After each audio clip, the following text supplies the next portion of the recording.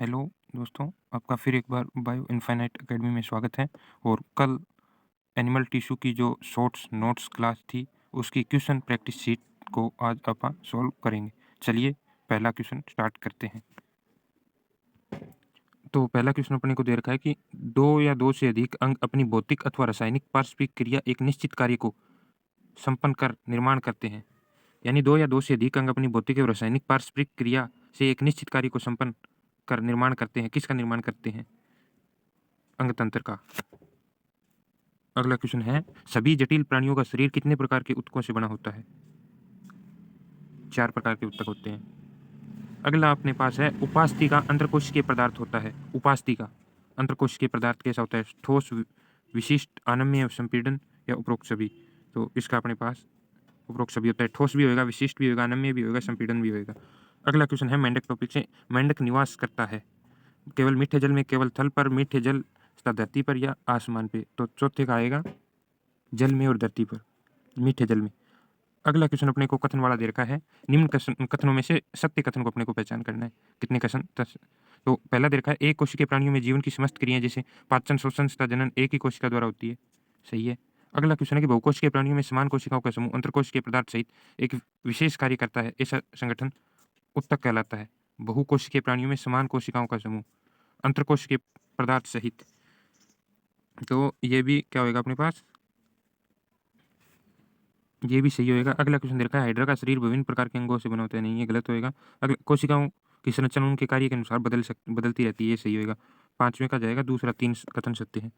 और अगला क्वेश्चन दे रखा है, छठा के निम्न कथनों को पढ़कर सही विकल्प चुन करें। तो सही कथन दे रखे हैं, मेंढक में 2 प्रमस्तिष्क गोलार्ध होते हैं। और कथन 2 है, दोनों गोलार्ध कार्पस कैलोसम से जुड़े रहते हैं। तो इसका अपने पास बनेगा, कथन 1 सही है लेकिन कथन 2 गलत है। मेंढक में 2 प्रमस्तिष्क गोलार्ध तो होते हैं, लेकिन दोनों गोलार्ध कार्पस कैलोसस से जुड़े नहीं होते। अगला क्वेश्चन है, स्तंभ 1 और स्तंभ 2 का मिलान करें। स्तंभ 1 और स्तंभ 2 का मिलान करें। तो रसांकुर भोजन का अवशोषण करते हैं। त्वचा है शीत निष्क्रियता में है। और अमाशय से HCl का स्त्राव होता है। अग्नाशयी रस है, प्रोटीन में जाएगा। 7वें का बनेगा पहला। अगला क्वेश्चन अपने पास है 8 नंबर का, स्तंभ 1 और स्तंभ 2 से मिलान कीजिए और सही विकल्प का चयन कीजिए। स्तंभ 1 और स्तंभ 2 का मिलान करके सही विकल्प का चयन करना है।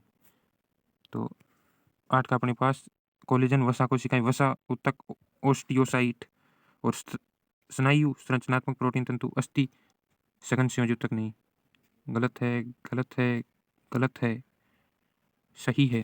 8 का 1, कोलेजन वसा कोशिकाएं। अगला क्वेश्चन अपने पास है, नहीं नहीं नहीं नहीं नहीं नहीं नहीं, इसका सही मिलान करना था। कोलेजन का जाएगा संरचनात्मक प्रोटीन तंतु, वसा ऊतक का जाएगा वसा कोशिकाएं, स्नायु होएगा गणेश नियमित संयोजी ऊतक और अस्थि का होएगा ओस्टियोसाइट। यानी 8 का पहला। 8 का अगला क्वेश्चन है 9 नंबर का, दिए गए कथनों में सही कथन को पहचानिए। 9वें कथन का अपने पास है कि मेंढक में पक्षपाद में 5 अंगुलियां होती है। और कथन 2 है कि पक्षपाद तैरने में सहायक होते हैं। तो दोनों कथन सही है। 5 अंगुलियां भी होती है और वो तैरने में सहायता करते हैं। अगला क्वेश्चन 10 नंबर का है, स्तंभ 1 और स्तंभ 2 का मिलान करें। तो ये वैसे वाला सही है। तो 10 का अपने पास आएगा यकृत पीत्रस, यकृत का पीत्रस। और अग्रपाद की पहली अंगुली मैथुनांग। और अग्रपाद पश्चपाद चलना और टहलना, अनुहरण रंग परिवर्तन की क्षमता मेंढक में जो होती है। यानी 10 का जाएगा दूसरा। अगला क्वेश्चन है 11 नंबर। अगला क्वेश्चन है 11 नंबर, तिलचट्टे के संदर्भ में निम्न कॉलम का सही मिलान कीजिए। तो ये भी वैसा सही है। ये आगे पीछे हो रहे हैं थोड़े।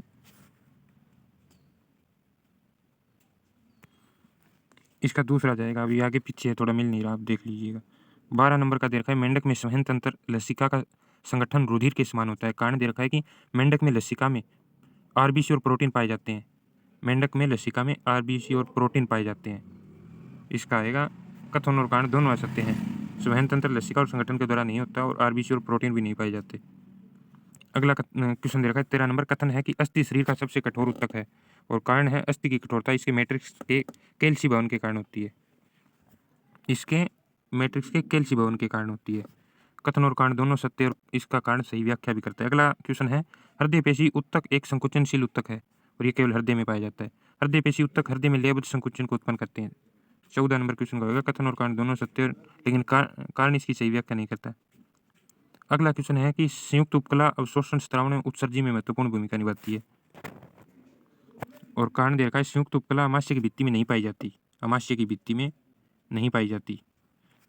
कथन और कारण दोनों असत्य हैं। अगला क्वेश्चन दे रखा है 16 नंबर का कि मेंढक में श्वसन तंत्र से संबंधित कथनों को पढ़िए, इनमें से गलत कथन को चूज कीजिए। तो इसका त्वचा श्वसनांग का कार्य केवल जल में करती है, नहीं ये गलत है। गुलित ऑक्सीजन का त्वचा द्वारा विसरण संधि से आदान प्रदान होता है, ये सही है। फेफड़े जोड़े में और वक्ष में पाए जाते हैं, ये भी सही है। गैसों का आदान प्रदान त्वचा द्वारा शीत निद्रा और ग्रीष्म शिथिलता के समय होता है, ये भी सही है। यानी केवल पहला गलत है। अगला क्वेश्चन है निम्न में से किसमें लैंगिक द्विरूपता पाई जाती है? लैंगिक द्विरूपता मेंढक में पाई जाती है। मेंढक संघ के वर्ग का जंतु है। मेंढक संघ के वर्ग का जंतु है। कोर्डेटा संघ के एम्फीबिया वर्ग का जंतु है, यानी पहला। अगला क्वेश्चन है मेंढक की त्वचा चिकनी होने के कारण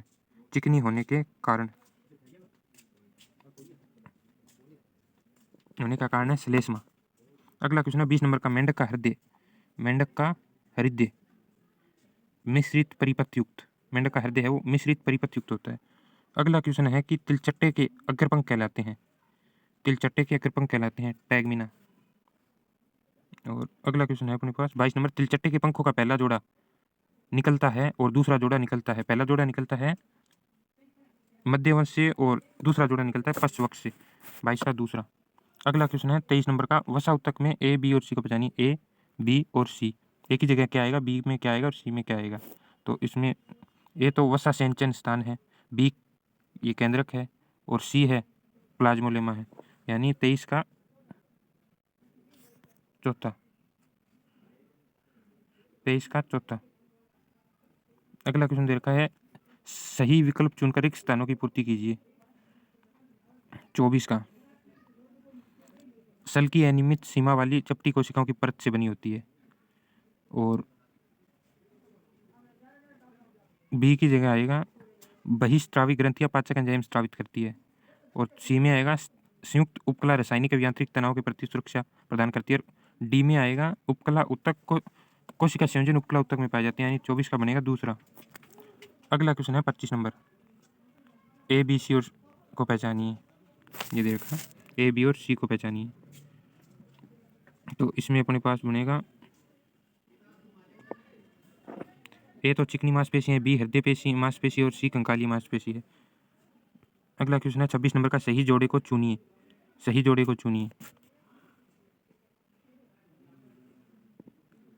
सही जोड़े को चुनिए। पीछे वाला एक मिनट, यहाँ पे थोड़ी मिस्टेक होगी। 25 का दूसरा आ जाएगा दोस्तों। अगला क्वेश्चन है 26 नंबर का सही जोड़े को चुनिए। इसमें 26 का जाएगा तीसरा। नेफ्रॉन का नलिकाकार मार्ग में घनीय उपकला होती है, ये सही है। अगला क्वेश्चन दे रखा है 27 नंबर का ए से ई तक का सही विकल्प को अपने को चूज करना है। तो इसके अंदर 27 का बनेगा अंतरस्त्रावी ग्रंथियां हार्मोन का स्त्रावन करती है और स्तंभ उपकला लंबी और पतली कोशिकाओं का एक परत से बनता है और संयुक्त उपकला त्वचा की शुष्क सतह को आश्रित करती है और ई में आएगा असंजी संधि निकटवर्ती कोशिकाओं को जोड़ने का कार्य करती है, यानी 27 का जाएगा दूसरा। अगला क्वेश्चन अपने पास है 28 नंबर का कंडरा जोड़ने में सहायक है मांसपेशियों को अस्थियों से। कंडरा मांसपेशियों को अस्थियों से जोड़ने में सहायक है। अगला क्वेश्चन दे रखा है 29 नंबर का आहार नली की कलश कोशिकाएं किसका उदाहरण है? आहार नली की कलश कोशिकाएं किसका उदाहरण है? तो इसका जाएगा एक कोशिकीय ग्रंथि का। एक कोशिकीय ग्रंथि का। अगला क्वेश्चन अपने को दे रखा है निम्न में से कौन सी कोशिकाएं एरोलर संयोजी ऊतकों में पाई जाती है? एरोलर संयोजी ऊतकों में पाई जाती है। मास्ट कोशिकाएं भी पाई जाती है, मैक्रोफेज और फाइब्रोब्लास्ट ये सारी पाई जाती है, यानी उपरोक्त सभी। 30 का जाएगा चौथा। ये अपनी 30 क्वेश्चन की एनिमल टिश्यू की शीट हो गई है, जिसमें मेंढक के भी क्वेश्चन आ गए, कॉकरोच के भी क्वेश्चन आ गए। ये कल वाली क्लास के बाद क्वेश्चन प्रैक्टिस आपको आसानी से हुई होगी और नेक्स्ट चैप्टर की शॉर्ट्स क्लास वीडियो भी आपको कल मिल जाएगी। तब तक के लिए धन्यवाद। अगर वीडियो अच्छी लगी हो तो लाइक और सब्सक्राइब भी ज़रूर करें। धन्यवाद।